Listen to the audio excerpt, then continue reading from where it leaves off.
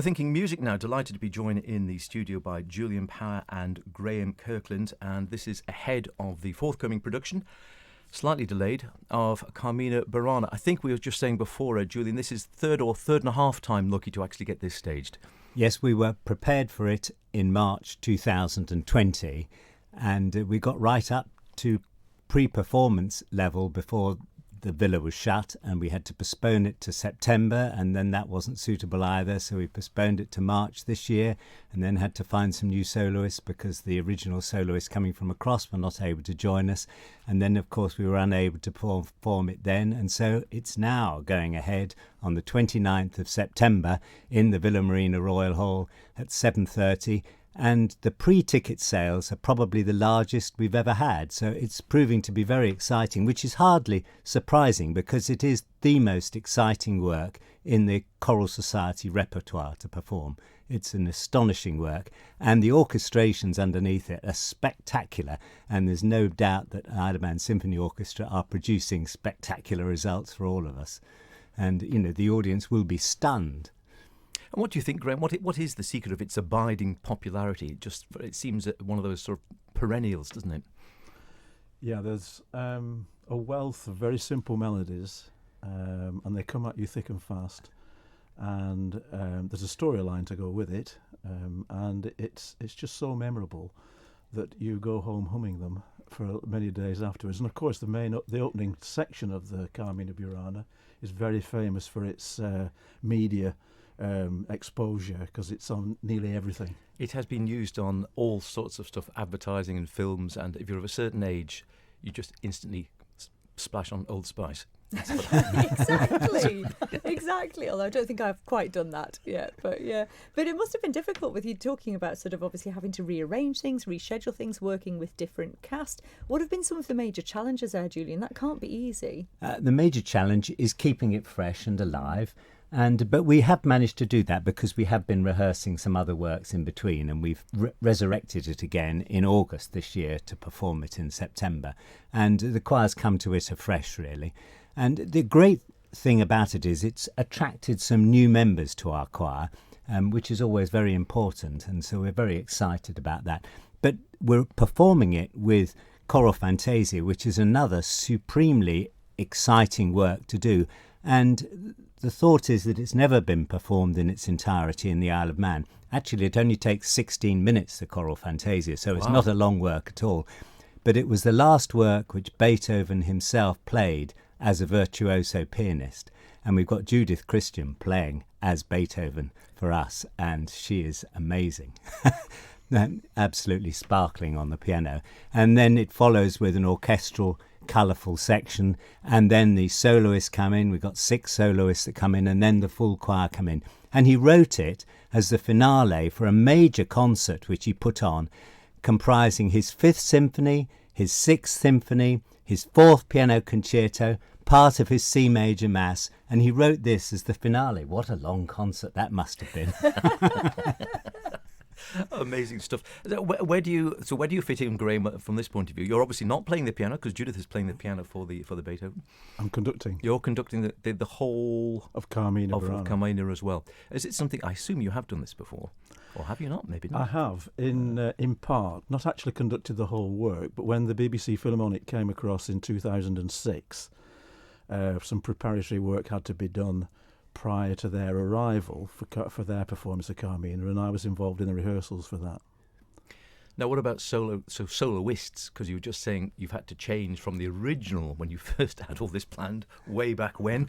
You have had to change some of the soloists. Oh, we've got some still wonderful soloists. We've got Christine Sutcliffe singing the soprano solos in Carmina Burana, and then Graham Crowe singing the baritone ones, which are truly extraordinarily high, and he does amazingly well. And then there is an out-of-body experience from the tenor, which is David Williams, who's able to get to a ridiculously high note into the soprano repertoire as the dying swan in the tenor solo, and quite spectacular. And then we've got Mandy Griffin and others supporting us in the Beethoven as the soloist there, with Angela Stewart and John Riley as well. And you've got, I think, a children's choir as well involved. Well, we're so looking forward to hearing Christine Sutcliffe's young children's choir coming to support us, because Carmina Burana has special parts written for a children's choir, and so she's been training them with Graham, and we're looking forward enormously to hearing them in the more poignant parts of Carmina Burana, with Isle of Man Symphony Orchestra underneath them, and it will be magical. Those parts will be magical, and other parts will be truly spectacular. And is it as much fun to perform as it is to listen to? Because it is a wonderful piece to listen to, like you say, a real roller coaster. Is it as much fun to actually perform the music as it is to listen? It is, but it's technically very challenging.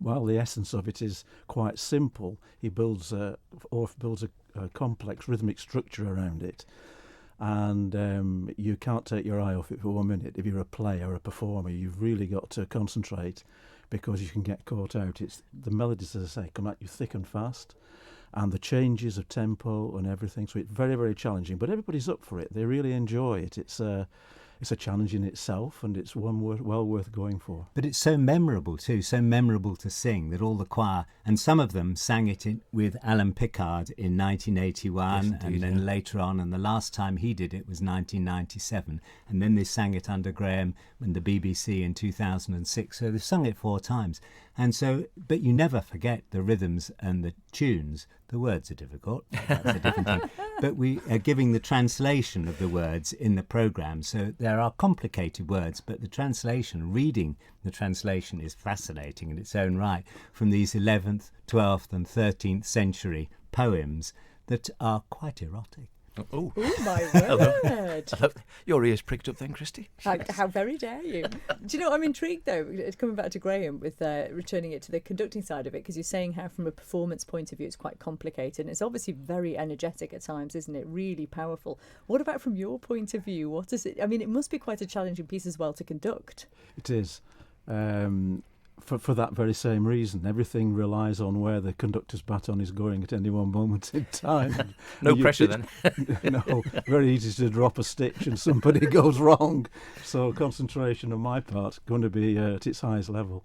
Excellent. That's terrific sounding stuff. It is, is so packaged up with the Beethoven. Is the Beethoven first and then Carmina, or? We're going to do the Beethoven first.